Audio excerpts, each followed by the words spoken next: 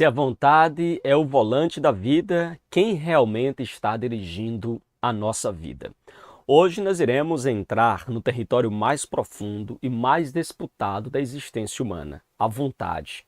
Aquilo que move, impulsiona, direciona ou até destrói. Afinal, somos aquilo que desejamos e o que escolhemos molda o que nos tornamos. Vivemos em um mundo em que repete com muita frequência, como se fosse um mantra: faça o que você quiser, siga o seu coração, siga a sua vontade, porque a sua vontade é lei. Isso são frases muito comuns que a gente escuta das pessoas. Mas o que a palavra de Deus nos revela sobre isso? Veja, a palavra de Deus revela uma verdade que ninguém quer admitir. A vontade humana pode ser uma bênção, mas pode também ser uma prisão. Ela pode nos aproximar de Deus ou pode nos arrastar para longe do Senhor. A Bíblia abre nossos olhos para uma batalha silenciosa acontecendo dentro de cada um de nós. Carne contra o espírito, desejo contra direção, impulso contra propósito. E é nessa arena interna que decidimos quem vai governar a nossa vida, a carne que destrói ou o espírito que vivifica. Quando a vontade se rende a Deus, ela deixa de ser um peso e se torna uma força. Ela vira uma bússola fiel, um motor alinhado ao céu, um impulso santo que nos leva a viver o melhor de Deus. Hoje, vamos entender como essa vontade funciona, como os desejos podem nos enganar e principalmente como o Espírito Santo, ele transforma nossa vontade em uma ferramenta de vitória, santidade e propósito. Então, queridos irmãos, prepare o seu coração, porque Deus, ele vai alinhar o que te empurra, o que te move e o que te atrai. Porque quando a vontade é guiada pelo Espírito Santo de Deus, a vida inteira entra no trilho certo. Meus queridos, compartilhe, comente, marque aquela pessoa que ama a escola bíblica dominical tanto quanto você.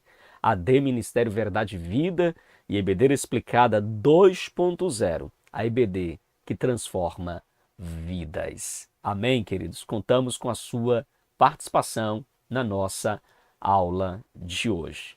Meus queridos e amados irmãos, chegamos então na lição de número 9. Lição de número 9. E hoje nós iremos falar sobre vontade, o que move o ser humano. Queridos, é uma lição muito importante, muito rica, com muitas informações. E eu quero aqui até seguir de uma forma bem tranquila, calma, para que você possa entender esta lição que penso eu deveria ser, eu poderia ser explorada em muitas outras lições, porque nos traz assuntos muito pertinentes, mas claro, a proposta da lição, do autor, é trazer para nós aqui uma visão ampla, uma visão geral daquilo que é a vontade do ser humano. E hoje a gente vai falar sobre essa temática tão importante, tão salutar para o nosso crescimento espiritual. Queridos, é importante que vocês tenham nas suas mãos a lição, tá bom? É importante que você tenha a lição nas mãos. É importante que você se disponha também da Bíblia Sagrada, de papel, de caneta. Tudo isso são ferramentas que vai te auxiliar na mentalização, na absorção da temática da nossa lição, tá bom?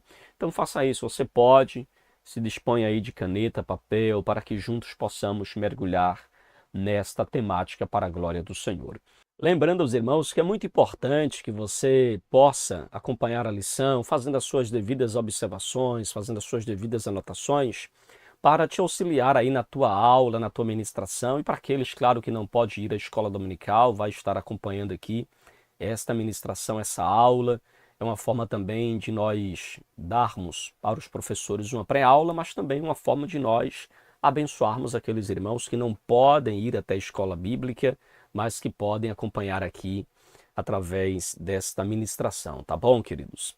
Então, meus irmãos, na lição de hoje, a vontade, o que move o ser humano, eu já quero aqui chamar a sua atenção para o nosso texto áureo, que está em Gálatas, capítulo de número 5, verso de número 16. Digo, porém, andai em espírito e não cumprireis as concupiscências da carne. Esse texto a gente vai comentar um pouco mais no corpo da nossa lição, mas aqui está falando literalmente da batalha que há entre a nossa carne e o nosso espírito. E aí há essa batalha interna em nosso coração, só corrigindo, uma batalha que há na nossa natureza, da nossa carne, com o Espírito de Deus que habita em nós. Essa batalha travada, tá certo? Que surge para que a gente venha, quanto a carne, cumprir as obras da carne, quanto o Espírito viver segundo o Espírito. E aí nossa verdade prática diz assim: guiado por Deus, a vontade, guiada por Deus, a vontade é uma bênção extraordinária, vital para a existência humana. Então veja, quando esta vontade ela é guiada por Deus, glória a Deus, amém. Mas quando não é difícil, irmãos, porque a nossa natureza caída nos leva a todo tipo de maldade, a todo tipo de inclinação para o mal e para as obras da nossa própria natureza. Agora, queridos, eu quero chamar também a sua atenção para o nosso texto da leitura bíblica em classe. Nós temos aqui 3 passagens bíblicas, Gálatas capítulo 5, verso de número 16 a 21, Tiago capítulo 1, verso 14 e 15, e depois Tiago capítulo 4, versículo 13 a versículo 17. Tiago 4, 13 a 17, o autor colocou mais como um exemplo, para que nós possamos ver na prática o que está sendo ensinado na nossa lição. Mas é importante você entender que na exposição de hoje a gente vai trabalhar mais o texto de Gálatas e o texto de Tiago, capítulo 1, versículo 14, versículo 14 e 15, tá bom? Então, queridos, a nossa leitura bíblica diz assim, Gálatas capítulo 5, verso 16. Digo, porém, andai em espírito e não cumprireis a concupiscência da carne. Porque a carne cobiça contra o espírito, e o espírito contra a carne. E estes opõem-se um ao outro para que não façais o que quereis. Mas, se sois guiados pelo espírito, não estais debaixo da lei.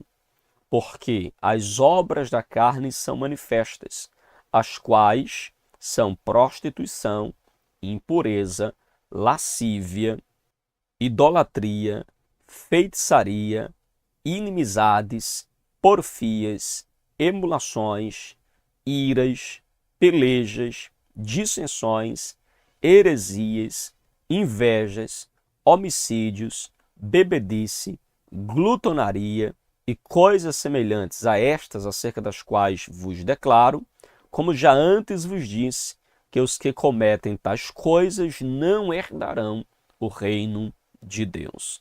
Tiago, capítulo de número 1, versículo 14 e 15, diz assim: Mas cada um é tentado quando atraído e engodado pela sua própria concupiscência. Depois, havendo a concupiscência concebido, dará à luz o pecado, e o pecado, sendo consumado, gera morte. Aqui nós temos o processo gestacional do pecado, irmãos, muito forte esse texto aqui de Tiago. E o capítulo 4, versículo 13 em diante, diz assim: Eia, agora vós dizeis, hoje ou amanhã iremos a tal cidade, e lá passaremos um ano, e contrataremos e ganharemos. Digo-vos que não sabeis o que acontecerá amanhã, porque o que é a vossa vida? É um vapor que aparece por um pouco e depois se desvanece. Em lugar do que deveis dizer, se o Senhor quiser, e se vivermos, faremos isso ou aquilo. Mas agora vos gloriais em vossa presunção. Toda glória tal como esta é maligna. Aquele, pois, que sabe fazer o bem e não o faz, comete pecado. O versículo de número 13 ao versículo 17 de Tiago do capítulo 4, aponta para uma presunção, um orgulho. Pessoas que falam do amanhã como se fosse uma certeza, como se eles pudessem determinar como será o amanhã. E Tiago mostra para a gente que nós não temos esse controle. Nós podemos até ter confiança no que pode acontecer amanhã, mas essa confiança tem que estar em Deus. E aí essa confiança é revelada na expressão, se o Senhor quiser. Se o Senhor desejar. Amém, queridos? Jamais será assim, será assado. Amém, meus irmãos? Então, avançando aqui para os objetivos da nossa aula de hoje, primeiro, explicar o conceito bíblico de vontade como capacidade dada por Deus para escolher e agir. E também, em segundo lugar, mostrar como os desejos podem escravizar o ser humano, mas também como a redenção em Cristo capacita o crente a vencer a carne e a viver guiado pelo Espírito. E também, por fim, ensinar a identificar o processo da tentação, compreendendo como o desejo se desenvolve até que o pecado ele seja consumado. Então, a nossa lição de hoje vai trabalhar essa temática, né, alcançando aí esses objetivos, tá bom? Falando sobre a vontade, né, aquilo que guia, que dirige o ser humano. E a gente vai então, adentrando aqui já para a nossa aula de hoje, é importante lembrar aos irmãos que nas lições anteriores nós nos voltamos a falar sobre o pensamento, sobre o intelecto, nos voltamos a falar sobre as emoções, ou seja, sobre a sensibilidade, e hoje nós iremos falar em especial sobre a vontade, né? A vontade, a volição. E aí você percebe que essas últimas 3 lições com a de hoje, a terceira hoje, ela está falando especificamente da alma. A alma que é a sede das emoções, já falamos, do intelecto, que já falamos, e da vontade, que nós iremos falar na aula de hoje, tá bom? E aí a gente precisa, claro, já adentrando aqui no nosso primeiro ponto da nossa lição, que vai falar sobre a vontade, motivação e ação. E aí o nosso autor ele vai começar trazendo para nós um conceito bíblico de vontade, o qual é importante nós entendermos qual é o conceito bíblico de vontade. Veja, na Bíblia, irmãos, o conceito de vontade aparece com palavras diferentes e cada uma mostrando um aspecto do que é a vontade segundo a Bíblia. E eu quero aqui trazer para você algumas palavras que vai nos ajudar nesse entendimento para que possamos assim compreender com mais clareza o significado ou entender melhor o que é a vontade segundo o texto bíblico, tá bom? Segundo a Bíblia. Então, na perspectiva bíblica, vontade, nós temos algumas palavras gregas e hebraicas que nos ajudam a entender. Por exemplo, a palavra grega, telema, essa palavra que significa vontade, ou seja, aquele que deseja ou propósito, ela é muito usada também no contexto bíblico e você pode encontrar em Mateus capítulo 6, versículo de número 10, quando a Bíblia diz ou fala ali sobre a vontade de Deus. Ela é usada tanto para a vontade de Deus, como ela também é usada para falar da vontade do homem, como por exemplo nós temos em João capítulo de número 1, versículo de número 13, fazendo ali uma referência à vontade do homem. E aí nós temos uma outra palavra, que é a palavra grega, a palavra bolema ou boli, que significa deliberação, decisão, plano, planejamento, indica então uma vontade refletida, uma vontade consciente, uma escolha consciente. E a gente encontra também essa expressão lá em Efésios, eu quero chamar a sua atenção aqui para a gente ver, Efésios capítulo de número 1, verso de número 11, vai tratar desse aspecto, né, da vontade como uma escolha consciente. Veja aí Efésios capítulo de número 1. Abra sua Bíblia. É importante que você possa conferir os textos que nós iremos mencionar, porque isso facilita aí a sua compreensão e fundamento que nós estamos explicando aos irmãos. Olha o que diz aqui. Em Cristo fomos também feitos herança, predestinados segundo o propósito daquele que faz todas as coisas, conforme o conselho da sua vontade, ou seja, conforme a decisão consciente da sua vontade. É o que fala aqui o texto sagrado. É uma outra palavra que também encontramos no texto grego para vontade, irmãos. E aí nós temos também uma outra palavra que vai nos ajudar também a entender, que é a palavra refets, que significa um desejo intenso, desejo, prazer, que é usado no Antigo Testamento, e aí é uma palavra hebraica, né, usada também no Antigo Testamento, para expressar aquilo que agrada o coração, aquilo que nos dá prazer. Por exemplo, lá no Salmo 1, versículo 2, antes tem seu prazer na lei do Senhor. Então, esse prazer, essa vontade, esse desejo intenso, mostra aí esta vontade, né, que aparece no texto hebraico, a palavra refete, que mostra literalmente esse desejo intenso, essa vontade intensa, compreende? E aí, queridos, nós temos nesses termos, podemos assim já conceituar o que é vontade, porque esses termos mostram a perspectiva bíblica do que é vontade, e aí nós percebemos que vontade não é apenas querer algo, mas é também você deliberar, é você decidir, é você agir. Então esta é uma perspectiva bíblica do que é vontade. Nosso autor, cuidadosamente, ele colocou também uma definição aqui, um conceito. Ele diz que volição ou vontade é a capacidade humana de desejar, de querer, de almejar, de escolher, de agir. Veja que está muito alinhada com essa definição bíblica que eu trouxe também para os irmãos. Qual é a visão, então, bíblica da vontade humana, irmãos? Veja, segundo a Bíblia, a vontade humana, ela é, primeiro, dada por Deus, porque nós fomos criados à imagem e à semelhança de Deus. Então, é parte da imagem divina em nós, conforme a gente aprende também lá em Gênesis, capítulo de número 1, versículo 26 e 27, que fala da imagem de Deus que foi colocada no homem. É importante também nós entendermos que a vontade, ela é, numa perspectiva bíblica, também livre, embora ela seja limitada. O ser humano, ele pode escolher, mas ele terá que colher também as consequências dessa decisão, desta vontade. E a vontade também, numa perspectiva ainda humana, ela é influenciável, ela pode ser moldada pela carne, ou moldada pelo espírito, ou moldada pelo ambiente. Ela pode ser moldada pela palavra de Deus, ok?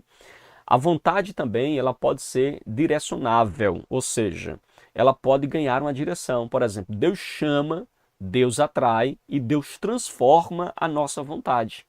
Isso também está muito claro nos textos sagrados, como por exemplo a gente pode ver Filipenses capítulo de número 2, verso de número 13. Abra aí a sua Bíblia, Filipenses capítulo 2, verso de número 13, que diz assim, ó: porque Deus é quem efetua em vocês tanto querer como realizar segundo a sua vontade. Então a vontade do homem, ela é direcionável. Deus, ele efetua em nós o seu querer, efetua em nós a sua vontade. Amém, queridos? Agora, irmãos, é importante nós fazermos também a importante distinção, né, que nós precisamos perceber, que a vontade, ela não é apenas um desejo, ok? A vontade não é apenas um desejo. É importante a gente distinguir vontade de desejo. Vontade de ação. Veja, você pode ter vontade e não ter ação. Você pode ter vontade e não ter desejo, ok? Então veja, vontade não é apenas desejo. Vontade é desejo mais decisão mais ação. Então veja, a vontade, ela tem desejo, ela tem decisão e ela tem ação. Isso junto ao que nós chamamos então de uma vontade completa. Isso explica porque a Bíblia, ela tenta inclusive explicar para a gente que vontade, ela a Bíblia explica para a gente a vontade como uma motivação interna.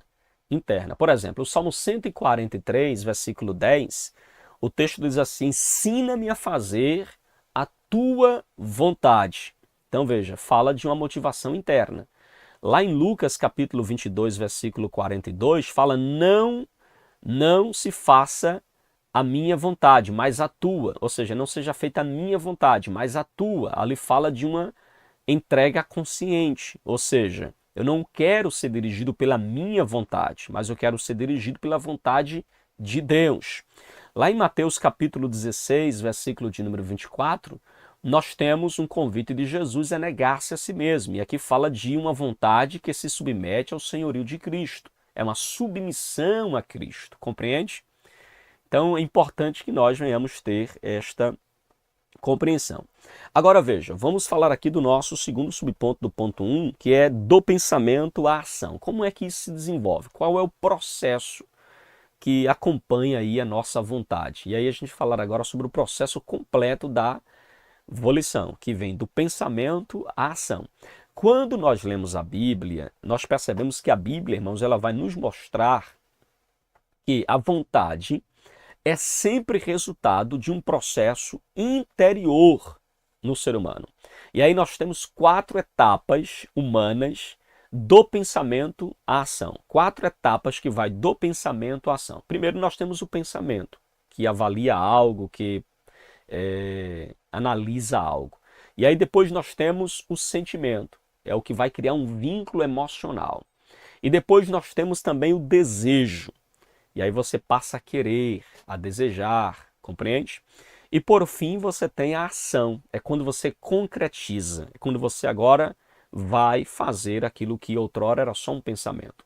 E aí o nosso autor, de maneira muito profunda, muito importante, ele vai colocar aqui pra gente a partir do texto de Gênesis. E eu gostaria que você, se possível, abrisse a sua Bíblia lá em Gênesis. Gênesis capítulo 3. Irmãos, eu achei fantástico a explicação do nosso autor, do pastor Silas Queiroz, abordando Gênesis capítulo 3 e mostrando para nós esse processo que acontece no pensamento humano, tá bom? E aí que desenvolve aí a vontade, né? Do pensamento à ação. Veja aí comigo Gênesis capítulo 3, verso 1 ao verso de número 6, tá bom? A gente não vai ler todo o texto, mas é importante que você esteja com a Bíblia aberta para que a gente possa fundamentar aquilo que nós queremos mostrar aos irmãos, tá bom? Então, queridos, aqui no texto de Gênesis, capítulo 3, do verso 1 ao verso de número 6, que é o momento em que Eva está ali no Éden e tem ali um diálogo com a serpente, observe como o texto mostra exatamente essas etapas. Por exemplo, do verso 1 ao verso 3, no primeiro contato da serpente com Eva, ele faz Eva pensar, refletir. Ela questiona, olha, Deus não disse isso? Deus não falou aquilo? Veja, mas a serpente, mais astuta que todos os animais selvagens que o Senhor Deus tinha feito, disse à mulher, é verdade que Deus disse, não coma do fruto de nenhuma árvore do jardim? E a mulher respondeu à serpente, do fruto das árvores do jardim podemos comer, mas do fruto da árvore que está no meio do jardim, disse Deus, vocês não podem comer dele, nem tocar nele, para que não venham a morrer. A serpente despertou o pensamento de Eva, fez ela refletir sobre o fruto, do que podia, não podia, da árvore que podia, da árvore que não podia. Percebe? Então aqui nós temos o pensamento de Eva a respeito do fruto. Ela reflete sobre o fruto. No verso de número 6, vendo a mulher, aqui agora você percebe que ela sentiu, ela percebeu que o fruto era agradável aos olhos e, consequentemente, viu que era desejável para dar entendimento, ou seja, desejou. E na sequência, tomou o fruto e comeu, ou seja, ela agiu. E aí você percebe esses processos da vontade humana em ação, pensamento, desejo e ação. Paulo, inclusive, citando lá em 1 Timóteo, capítulo de número 2, versículo de número 14, Paulo explica que Eva foi enganada, mas Adão não foi enganado. E veja que Paulo explica isso de forma muito clara. E veja que o problema não foi um problema apenas intelectual ou apenas um problema emocional, mas é um conjunto. O problema foi intelectual, o problema foi emocional, o problema foi volitivo, ou seja, foi da vontade. E aí nós temos intelecto mais emocional, mais vontade é igual a uma alma, quando agem para o mal, uma alma contaminada pelo pecado, que foi o que aconteceu com Eva. O problema atingiu a alma de Eva por completo. Adão, por sua vez, irmãos, não foi enganado, viu? Não foi. E veja que isso muda tudo na exegese, porque quando a gente interpreta o texto indica que o intelecto de Adão, ele estava intacto, ok? Ele sabia exatamente o que Deus disse e o que Deus queria. Então Adão não peca por engano. O erro acontece na vida de Adão no campo da vontade, entende? não no campo do entendimento, não no campo do intelecto, das emoções. Ele peca no campo da vontade em especial. Ou seja, isso é vital para que a gente possa compreender aí a doutrina da vontade humana, porque quando a gente olha para o contexto histórico e cultural no mundo antigo, especialmente no judaísmo do segundo templo, acreditava-se, irmãos, que a palavra hebraica lev, ela era apenas racional, incluía apenas a vontade e as emoções. E aí a gente percebe que vai muito além. Tomar decisão não era baseado em sentimentos na época, né? Era baseado na convicção moral. Então Adão peca diante da convicção moral. Ele desobedece de forma consciente, irmãos, e isso é considerado o pior tipo de pecado, irmãos. É o pecado que você faz de forma consciente, é o pecado que você faz sabendo que está errado. E aí você percebe do porquê o pecado de Adão é mais grave do que o pecado de Eva. Por quê? Porque Adão pecou de forma consciente, irmãos. Adão sabia o que estava fazendo.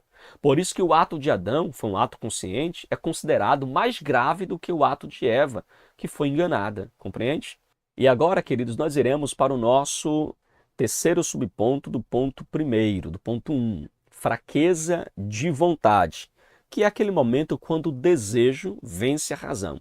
Quando a gente olha, por exemplo, para Adão, que é um exemplo clássico, Adão sabia o que era certo, sabia, mas decidiu errado. Meus irmãos, ele sabia o que era certo, mas decidiu de forma errada. Isso se aplica também, muitas vezes, até a nós, não é assim? Que muitas vezes sabemos o que é certo, mas infelizmente agimos de forma errada.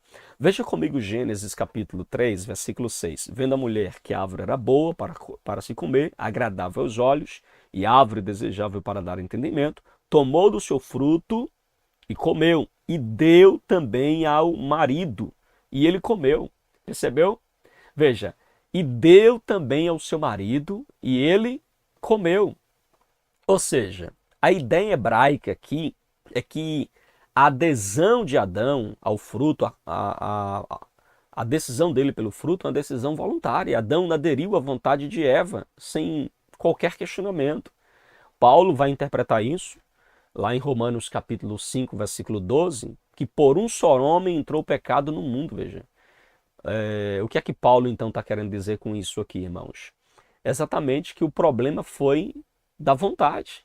O problema não foi cognitivo, o problema foi da vontade, literalmente, de Adão, que decidiu comer não por ignorância, mas ele caiu por escolha. Então ele não caiu por ignorância, não foi porque foi enganado, mas porque ele escolheu, compreende?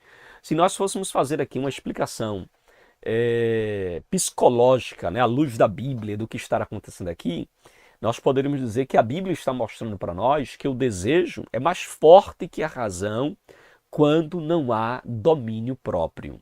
O desejo é mais forte que a razão quando não há domínio próprio, meus irmãos.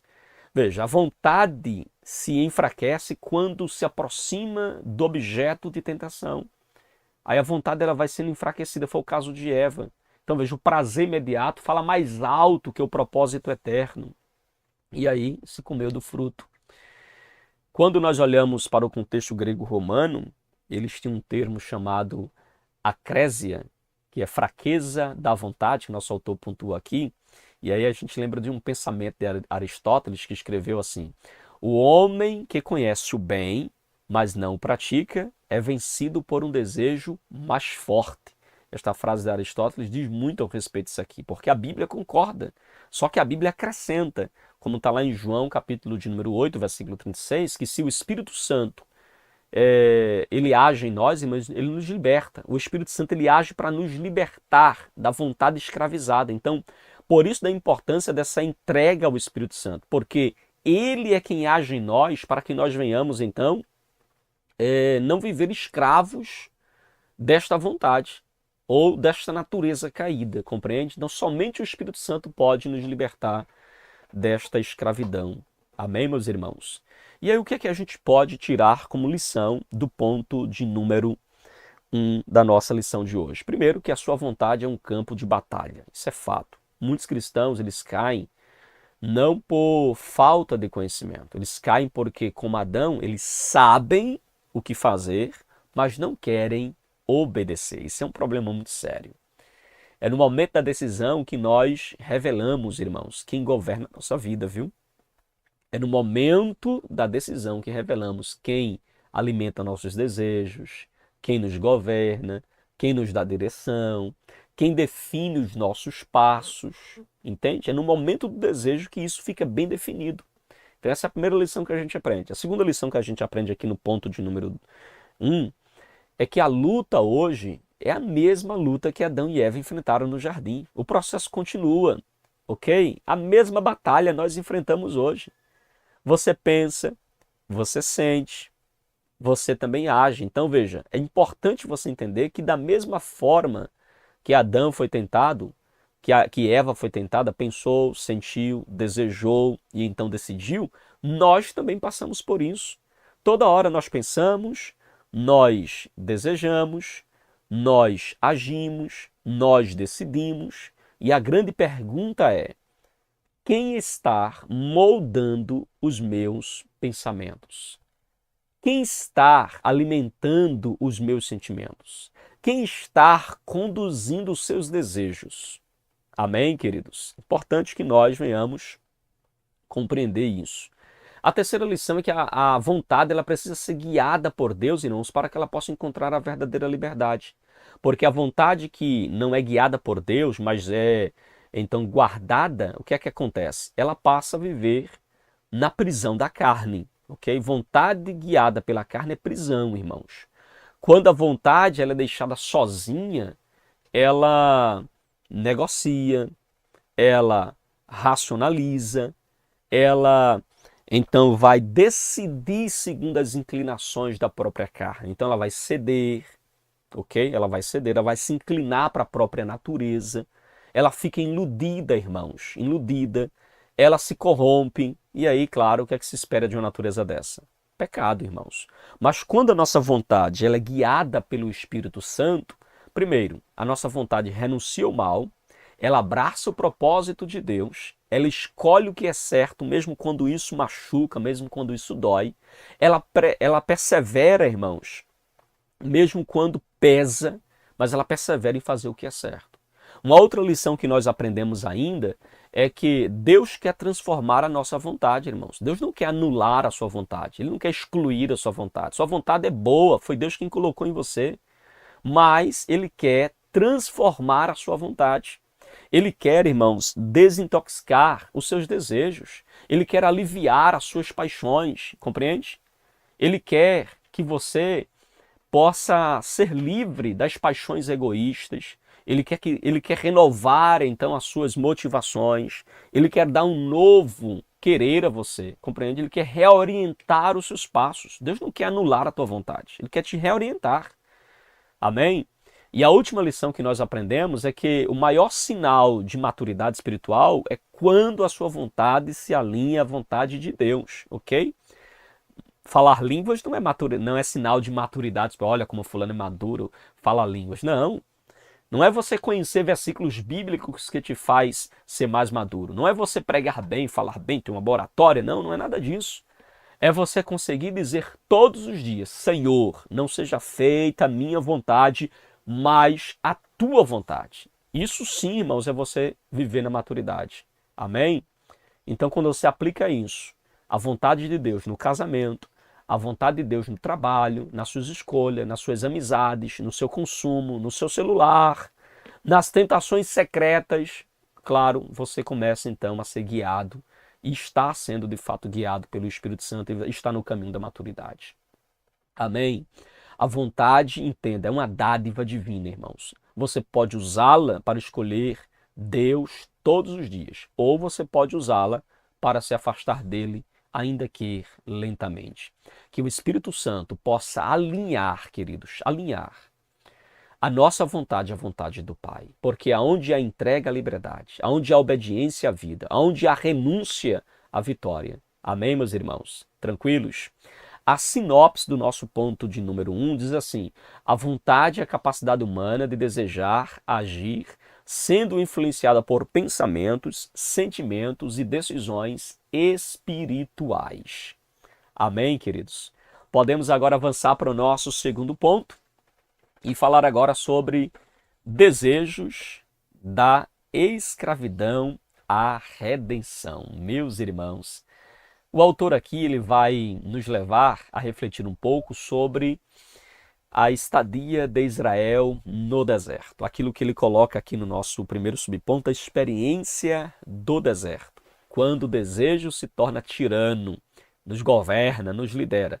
E para isso o autor bíblico ele nos chama a atenção para um texto que está lá em Salmos, quero chamar a sua atenção também para ele, Salmo 106, versículo de número 14, tá bom? Abra aí a sua Bíblia, vamos juntos, irmãos. É importante a gente meditar aqui na palavra. Salmo 106, versículo de número 14. Abra a sua Bíblia. Olha aqui o que diz o texto da palavra de Deus. Diz assim, meus irmãos. Diz assim a palavra de Deus. Salmo 106, versículo 14, versículo 15. Entregaram-se à cobiça no deserto e nos lugares áridos puseram Deus à prova. Concedeu-lhes o que pediram, mas enviou-lhes também uma doença terrível. Meu Deus. Então veja que o texto fala aqui que entregaram-se à cobiça. A palavra cobiça aqui é um desejo ardente, luxúria da alma. Esse termo hebraico, irmãos, significa um desejo intenso, descontrolado, uma fome que ultrapassa a razão, literalmente, irmãos, ultrapassa a razão. É um apetite que domina o coração. Então, os israelitas, irmãos, tiveram esse desejo no deserto. Olha, entregaram-se a esse desejo que dominou o seu coração, a esse apetite que domina a sua alma. No Novo Testamento, a palavra desejo, pecaminoso no Novo Testamento, nós temos então uma palavra que significa a palavra grega epitemia, é um desejo que coloca algo acima do limite. Olha que problema, irmãos. Um desejo que coloca algo acima do limite, é você extrapolar o limite, é um desejo que sai do campo natural, vai para um desejo desordenado, queridos. Então veja, é assim que age a cobiça. A cobiça, irmãos, é um desejo fora do governo de Deus. Cobiça, desejo fora do governo de Deus. E veja que Israel no deserto, eles estavam ali no ambiente do deserto, ao invés deles deixarem os seus desejos debaixo da autoridade divina, eles se entregaram de fato aos seus desejos. E a gente percebe que Israel no deserto é como um laboratório espiritual, irmãos. Deus está tratando. Até porque deserto na Bíblia é um lugar de provação, não é assim? Provação, quando a gente fala de estou no deserto, falando estou na provação, é lugar também de revelação, é lugar também que Deus purifica a nossa vontade, é lugar também que Deus confronta a nossa fé e o nosso desejo. Não é assim? É um confronto entre fé e desejo. E aí a gente percebe que Israel transformou o deserto em campo de rebelião, porque ele desejou, irmãos, o Egito quando Deus já o havia tirado de lá. Meu Deus. Isso é muito forte, irmãos. Israel está no caminho do deserto para Canaã, mas o seu coração, a sua alma, sua vontade ainda está no Egito. E quando isto acontece, nós percebemos claramente que esse desejo pelo Egito fez eles esquecerem o propósito. Israel alimentou emoções do passado, irmãos. Alimentou desejos do passado. Nós poderíamos dizer que Israel manteve a alma presa aonde o corpo já não estava mais. Meu Deus. Israel manteve a alma presa aonde o corpo já não estava mais. Eles estavam no deserto. O corpo estava no deserto. Mas a alma de Israel estava no Egito. Meu Deus. Que Deus nos livre, irmãos, de agirmos assim. De termos o nosso corpo no templo, nosso corpo na comunidade, mas a nossa alma está no mundo. Nossa alma está lá fora. Nossa alma está nos desejos mundanos ou no Egito, irmãos. Que Deus nos livre disso. E aí, quando a gente olha para o contexto histórico e cultural dos desejos, né, no que diz respeito ali ao Egito, irmãos, Números capítulo de número 11, versículo de número 5, que eu quero chamar também a sua atenção, é um texto também aqui usado pelo nosso autor. Você percebe que o desejo dos israelitas, conforme Números capítulo 11, versículo de número 5, estava ali nas coisas que eles tinham no Egito. No Egito eles tinham o quê, irmãos? Ele tinha peixe, no Egito eles tinham pepinos, no Egito eles tinham melão, no Egito eles tinham alhos, que a Bíblia chama de alhos porós, tinha cebolas, tinha o próprio alho em si. Era o que eles tinham no Egito. Por quê? Porque essas comidas eram símbolo da abundância visível aos olhos, porque o Egito tinha água, o Egito tinha colheita, o Egito tinha temperos. Então, o coração dos israelitas estava na abundância visível do Egito. E aí dava para eles o quê? Uma sensação de controle. Eles eram escravos, mas eles tinham alimentos previsíveis, havia comida certa. Dá uma ideia de prazer imediato, sabe? Um gosto forte, sensações rápidas através do alimento que o Egito proporciona. Então veja, na cultura antiga, irmãos, temperos eram marcadores sociais. O Egito era marcado ali por sabor forte, por um tempero forte. Agora está no deserto para Israel, sem o sabor e o tempero forte do Egito, irmãos, se tornou para eles então um farto, eles acharam difícil. No deserto eles tinham apenas o maná, que era o pão da obediência. Eles queriam estar no Egito, que tinha cebola da escravidão, que tinha lá o alho da escravidão, o melão da escravidão. Irmãos, para muitos hebreus, a escravidão era mais palatável do que a liberdade sem tempero, do que a liberdade no deserto. E aí nós percebemos que aqui é uma teologia, irmãos, que é uma verdade que nos ensina. Deus remove o excesso para revelar o estado do coração. Deus remove o excesso para revelar o estado que há dentro de nós. Amém, meus irmãos? Resultado disso, irmãos, o desejo, ele age como um carrasco. Se você ler Salmo 78, versículo 29 a versículo 31, descreve que Deus deu a eles o que eles queriam. E aqui não há castigo maior quando Deus dá aquilo que nós queremos. Veja, o desejo deles consumia a sua alma, irmãos. Isso é muito profundo.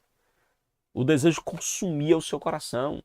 Deus, às vezes, entenda isso, viu? Deus, às vezes, nos concede o que nós queremos. Não como bênção, mas concede o que nós queremos como um julgamento pedagógico, como uma disciplina pedagógica.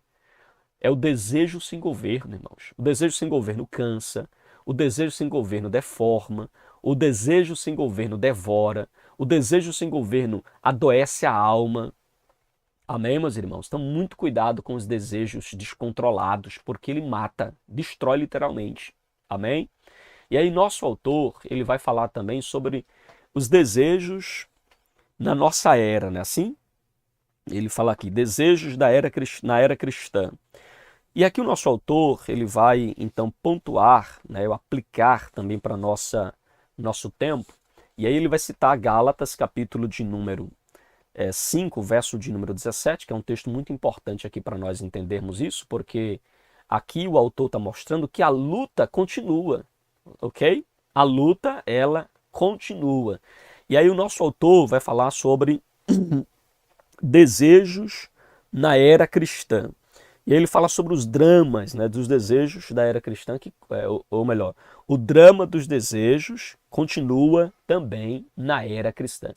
Lá em Gálatas capítulo 5, versículo 17, o autor fala sobre a carne, que é ali uma referência, né, a cobiça contra o espírito, a natureza caída que milita contra o espírito. A palavra carne ali, a palavra grega sax, revela a natureza corrompida, inclinada ao mal, é o instinto desordenado do coração do homem. A carne aqui não é uma referência ao corpo físico do homem, mas é uma referência à tendência interna de querer governar o homem sem Deus. E aí ele fala também do espírito contra a carne, ou seja, estes se opõem um ao outro, ou seja, guerreiam, é como dois exércitos que estão em batalha, o Espírito de Deus dentro de nós, querendo nos guiar na vontade de Deus, e a nossa carne querendo lutando contra o Espírito Santo para nos guiar segundo a sua própria natureza. E essa palavra, inclusive, essa um milita contra o outro, é uma palavra grega que mostra literalmente um conflito militar, é uma guerra civil que há dentro do coração do ser humano. E aí a gente percebe também a natureza desta guerra, irmãos. A carne, o que é que a carne quer, irmãos? Já percebeu o que é que a carne quer? Prazer sem propósito. A carne quer o quê? Quer liberdade sem responsabilidade.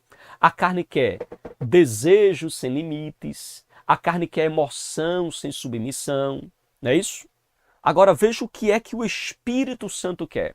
Obediência, domínio próprio, santidade, pacificação. O Espírito Santo quer que nós tenhamos os propósitos eternos no nosso coração. Amém, meus irmãos? Esse é o desejo do Espírito Santo em nós. Amém? Então vejam, antes de Cristo, irmãos, antes de Cristo, o nosso desejo domina a nossa vontade. Ok? Antes de Cristo, o nosso desejo domina a nossa vontade. Agora, em Cristo, o desejo é dominado pelo Espírito Santo. O Espírito Santo domina a vontade, ok? Isso, claro, se o crente tiver essa sensibilidade, deixar o Espírito Santo trabalhar. É por isso que Paulo ele vai dizer em Romanos capítulo 6, versículo 11, ele diz, considerai-vos mortos ao pecado. Aqui ele está dizendo, a postura que você tem para com o pecado é como se você estivesse morto para ele. Em Romanos capítulo 6, versículo 12, Paulo diz, não reine o pecado. Ou seja, não deixe o pecado reinar em você. Isso fala de escolha, não permita, não autorize de jeito nenhum. Aí em Gálatas capítulo 5, versículo 16, ele diz o quê? Andai no Espírito. Aqui fala de um estilo de vida. Essa é a nossa nova maneira de viver, essa é a nossa nova maneira de andar. Compreende, irmãos? Então, nós precisamos entender que há essa diferença entre quem anda segundo a carne e quem anda segundo o Espírito Santo de Deus. Amém, meus irmãos? Ok? Tranquilo? E aí nosso autor fala sobre a decisão do homem redimido. E aqui, claro, fala da vontade do homem reeducada pela presença e pelo poder do Espírito Santo. E aí nosso autor, ele menciona também um texto de Romanos, capítulo de número 8, e versículo 5, que fala sobre o homem carnal se inclina para as coisas da carne, mas o homem espiritual se inclina para as coisas do Espírito. Ou seja, irmãos, os que são segundo a carne pensam, mentalizam, fixam a sua mente nas coisas da carne. Mas aqueles que são do Espírito, irmãos, aqueles que são guiados segundo o Espírito Santo, a sua mente vai estar fixada nas coisas do Espírito. O Espírito não apenas nos leva, né, a uma reeducação da nossa vontade, mas veja que o Espírito Santo não apenas ele vence por nós, mas ele vai reeducar a nossa vontade. Ele vai trabalhar em nós para que nós tenhamos novos desejos. É uma nova natureza com novos desejos. Paulo, inclusive, fala isso em Efésios, capítulo 4, versículo de número 24, quando Paulo fala, revestivos do novo homem, criado segundo Deus. Ou seja, nós temos agora uma nova natureza em Deus que deseja o que Deus deseja. A sua vontade, irmãos, não é mais cativa, escrava, dominada, governada pelo pecado, porque agora você nasceu de novo. Você tem a capacidade espiritual para dizer não ao pecado, porque você não está mais debaixo do domínio do pecado, compreende? É isso que Paulo está nos mostrando, que a liberdade cristã não é ausência de desejos, mas é a presença de novos desejos dentro de nós. Colocado por quem? Colocado pelo Espírito Santo, meus irmãos. É claro que essa mortificação é um processo ativo. Quando a gente lê, por exemplo, Colossenses capítulo de número 3, versículo 5, ele diz, fazei morrer os vossos membros. Entende? Fazer morrer. O termo hebraico morrer ali é necrosates, que significa trate como morto, impeça de respirar. Traz a ideia de asfixiar os desejos pecaminosos, ou seja, não sustente o desejo errado, não alimente os desejos errados, compreende? É você negar um desejo errado É você então dizer não para eles, e quando você diz não para ele, você está sufocando esse desejo. Então a gente pode dizer o seguinte, que a santificação é a arte de cortar o oxigênio da carne. É você cortar o oxigênio desse desejo errado. Amém? E aí Paulo fala em Gálatas capítulo 5, versículo 25, sobre andar no Espírito. Ou seja, se vivermos no Espírito, andamos também no Espírito. Viver é nascer de novo. Andar é você manter agora um ritmo diário no Espírito. A vida nova é um fato, irmãos, quando nós nascemos de novo. Mas andar de novo é uma escolha diária que nós fazemos todos os dias em seguir, em obedecer e em viver segundo a vontade de Deus. Amém, queridos? E aqui nós temos algumas lições. Primeiro, todo mundo tem desejos, mas nem todos os desejos nos levam para Deus. E a gente precisa filtrar, a gente precisa ter discernimento daquilo que é para Deus e daquilo que não é de Deus. Uma outra lição que a gente aprende, desejos não tratados criam cativeiros invisíveis, irmãos, ok? Desejos não tratados vai criar cativeiros. Ok? Israel estava liberto no corpo, mas estava escravizado na alma, compreende? Isso acontece hoje também. Desejos antigos vai ressurgindo no coração, a gente não trata ele, vai ficar escravo. Memórias do passado que parecem mais atraentes do que a nova vida com Cristo, vai nos escravizar. Tentações vão ganhando força dentro de nós. Então, os prazeres do mundo, irmãos, não pode parecer saudades em nosso coração, não pode. Desejos não confessados, não abandonados, se tornam vontades destrutivas em nós, ok? Uma terceira lição que nós aprendemos é que em Cristo, irmãos, você não precisa ser escravo de nada, porque você tem a presença do Espírito Santo, você tem uma nova natureza, você tem a armadura de Deus, você tem a graça de Deus que te ensina, você tem o fruto do Espírito em você, que é domínio próprio. Amém? A carne é forte, mas o Espírito Santo em nós é invencível, irmãos, ok? Uma outra lição que nós aprendemos é que o cristão ele vive entre duas mesas. Você vive entre duas mesas. Você pode se alimentar da mesa da carne, imediatismo, prazer rápido, vazio permanente, ou você pode se alimentar do Espírito, a palavra, oração, propósito, paz, direção, santidade, ok? É você quem decide qual mesa você está se sentando. E uma outra lição que a gente aprende é que Deus procura, irmãos, Deus procura curar o nosso desejo. Deus ele trabalha para curar o nosso desejo. Ele não quer curar apenas o nosso comportamento, ele quer mudar o nosso desejo, ele reeduca o nosso desejo. Ele quer purificar a sua intenção, ele quer transformar seu apetite, ele quer ordenar a sua vontade, ele quer disciplinar a sua mente, ele quer educar o seu coração.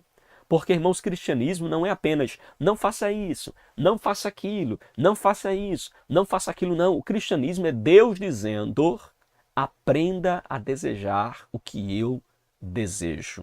Amém, meus irmãos? Tranquilos? Vamos então para a sinopse aqui do nosso ponto de número 2, para nós caminharmos para o final da nossa aula, tá bom? Os desejos podem escravizar o ser humano, mas em Cristo há poder para vencê-los e viver segundo o Espírito Santo. Amém? E agora, nosso último ponto, falando sobre o ensino sobre os desejos em Tiago. Meus irmãos, esse texto de Tiago é fenomenal.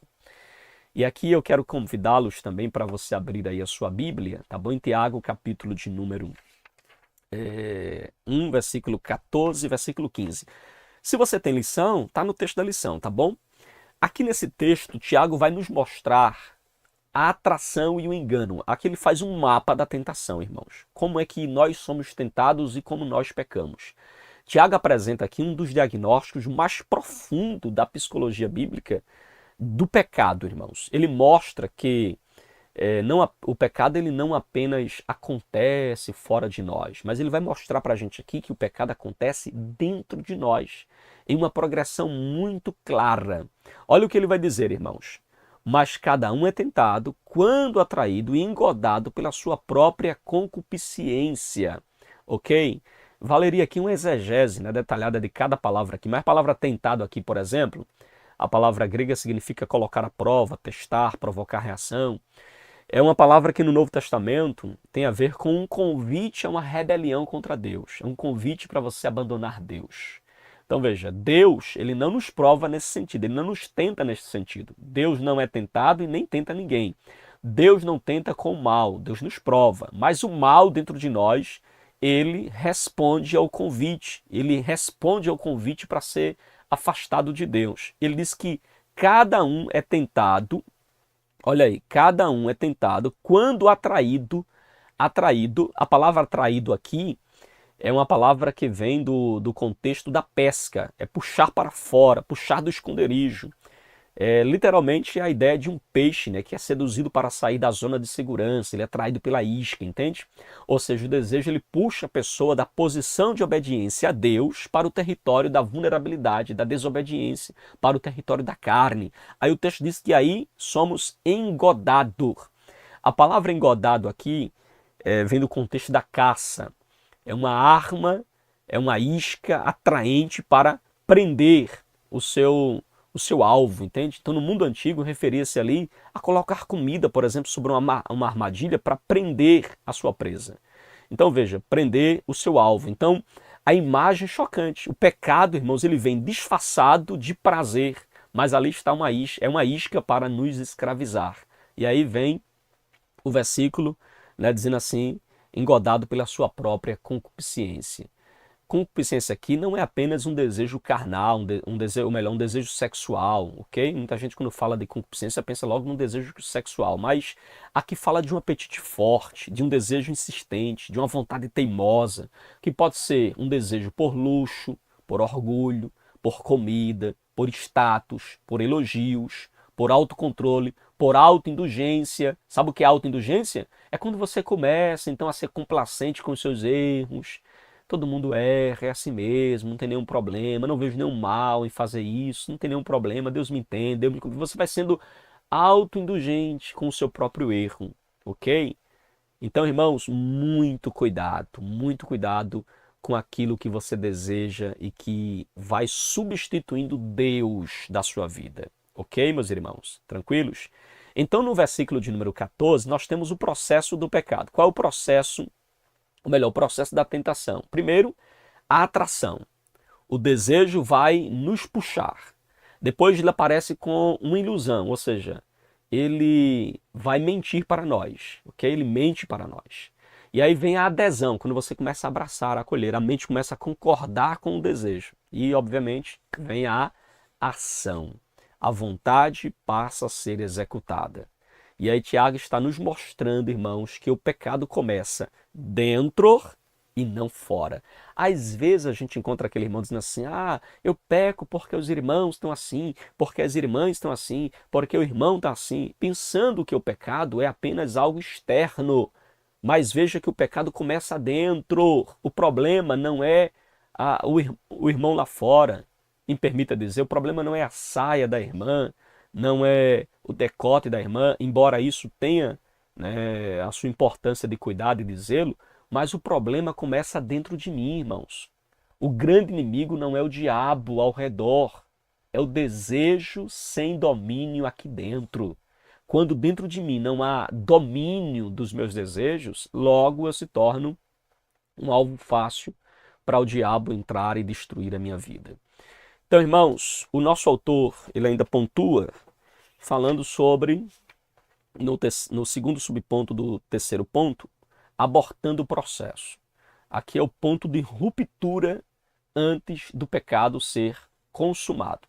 E aí ele fala do verso de número 15. Depois, havendo a concupiscência concebido, dar à luz o pecado, e o pecado sendo consumado gera a morte.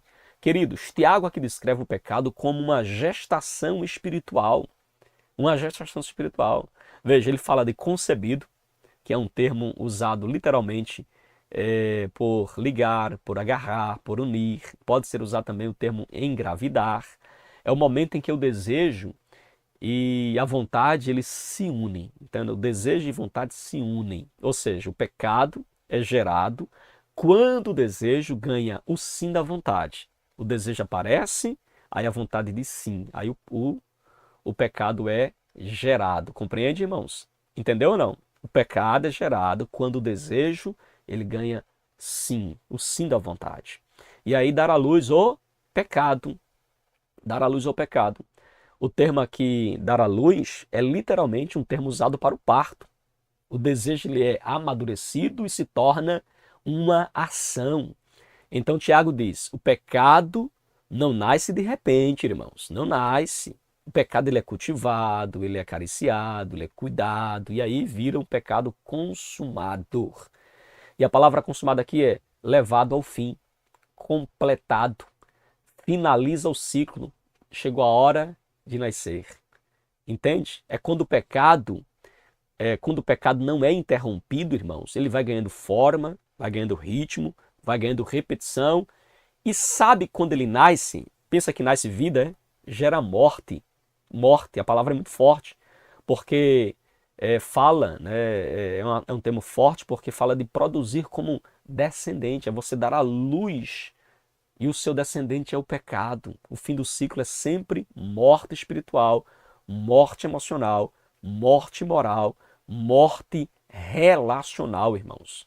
Tiago está, na verdade, aqui ecoando o Éden, irmãos. Viu que no Éden acontece isso? Desejo, ação, morte. Desejo, ação, morte. Ok, queridos? Tiago está ecoando literalmente o Éden, mostrando para nós que, da mesma forma que aconteceu lá, acontece hoje aqui. Da mesma forma que Eva foi tentada, nós também passamos por essa tentação.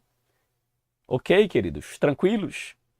E aí a gente vai aqui para o fim da nossa lição e eu quero falar sobre esse processo gestacional do pecado, irmãos, reafirmando aqui o que a gente acabou de ver no capítulo 1, versículo 15.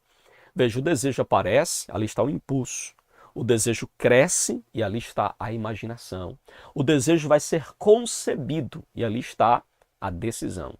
O pecado nasce, que é o momento que você age. O pecado amadurece, é o momento que ele vira um hábito na sua vida. E o pecado gera morte, ou seja, te destrói. Esse é o processo gestacional do pecado, irmãos. Compreende? Em que etapa você está interrompendo esse ciclo? Em que etapa você está abortando literalmente o pecado, irmãos? Importante que você veja isso, amém? E aí, queridos, a decisão do homem redimido, a obra realizada por Cristo nos liberta do poder do pecado, irmãos. Veja, o desejo não é pecado. O pecado é você ceder a ele, ok? Jesus foi tentado, mas não pecou. Então, veja, é preciso a gente interromper o ciclo, compreende? Interrompa o ciclo. Fuja de ambientes, irmãos, que te atraem ao pecado. Corte as influências que te atraem ao pecado. Evite aquilo que é gatilho para o pecado. Evite o engano, remova da sua mente toda forma de engano. Confronte sempre com a verdade da palavra de Deus. Na concepção do pecado, irmãos, negue o consentimento. Diga não. Amém? Diga não, para que você não venha gerar o pecado. Arrependa-se, volte para Deus. Amém, meus irmãos? E aí a gente conclui aqui a nossa aula de hoje, trazendo algumas aplicações. Primeiro, o pecado não começa quando você cai. Começa quando você começa a negociar com ele. Entende? O pecado começa quando você permite flertar com ele, imaginar, fantasiar, considerar, planejar, começa a tolerar o pecado, adiar. Aí o diabo só precisa de uma porta entreaberta e ele entra e ciranda com a tua vida. Segunda lição que nós aprendemos, você não controla a tentação, mas você pode controlar a resposta a essa tentação. Ok? Você não controla a tentação, não controla quem te provoca, não controla o anúncio que aparece, ok? Você não controla o sentimento que surge, você não controla isso. A lembrança vem, você não tem como controlar essa lembrança. Agora você precisa ver como você responde a essa tentação. Você pode controlar o impulso espontâneo que acontece? Não. Mas você pode controlar o que alimenta, você pode controlar aquilo que pode levar a ignorar o pecado, ignorar a alimentação desse pecado. Você pode ignorar o que aceita, você pode ignorar o que faz você pecar, ok? Buscando aí a presença do Espírito Santo, que é domínio próprio para mim e para você, amém? Que tem domínio próprio para mim e para a sua vida. Então você não vence a tentação no momento da tentação, você vence quando você decide alimentar mais o Espírito do que a carne, quando você organiza a sua mente, quando você foge das brechas, tapa as brechas. Quando você fortalece a vida devocional, aí a tentação, irmãos, ela vai perdendo força. Amém? Quando? Quando você tem vida devocional, irmãos. Porque a tentação é o combate, mas a vida devocional é a musculação espiritual. Quem não treina a sua musculação espiritual, cai. E cai bonito. Ou cai feio. Não é assim? Cai, viu, irmãos? Então, mude seu apetite. Reprograme sua vontade. Dê direção aos seus impulsos por meio da presença do Espírito Santo em seu coração. Amém? Deus não quer apenas impedir que você peque, ou que você erre. Ele quer ensinar você a desejar o que é santo, o que é correto. Amém? Que Deus em Cristo abençoe sua vida, que Deus abençoe sua casa, que Deus abençoe sua família. Muito obrigado por você ter ficado conosco até aqui. Amém, meus irmãos? Queridos, e aqui vem a sinopse do ponto 3. Tiago revela como os maus desejos geram o pecado, alertando sobre a necessidade de vigilância e domínio espiritual. E aí uma frase final para você meditar: a vontade é poderosa, mas se torna liberdade quando é guiada pelo Espírito Santo de Deus. Amém? Que Deus abençoe você. Muito obrigado pelo carinho da sua audiência. Obrigado por ter ficado conosco até aqui. Que Deus em Cristo abençoe sua vida em nome de Jesus. Amém, meus irmãos. Fica na paz. Que Deus abençoe você em nome de Jesus. Meus queridos e amados irmãos, chegamos então ao finalzinho de mais uma pré-aula aqui do seu canal EBD Explicada 2.0. Que Deus em Cristo continue abençoando grandemente a sua vida. Muito obrigado por ter nos acompanhado até aqui. Que Deus abençoe você. Uma excelente aula, um excelente estudo em nome de Jesus, tá bom? Fique na paz e até a nossa próxima aula, permitindo Deus.